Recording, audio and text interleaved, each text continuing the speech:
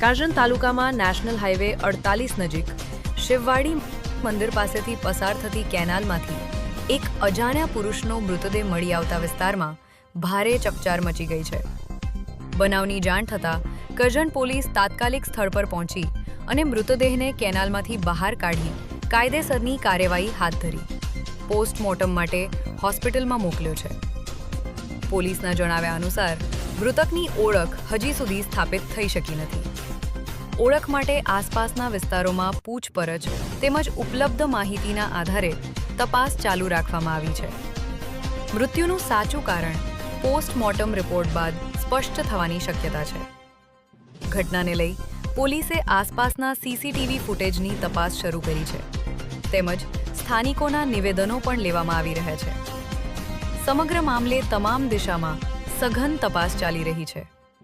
પોલીસે નાગરિકોને અફવાઓથી દૂર રહી સત્તાવાર માહિતી પર વિશ્વાસ રાખવા અનુરોધ કર્યો છે।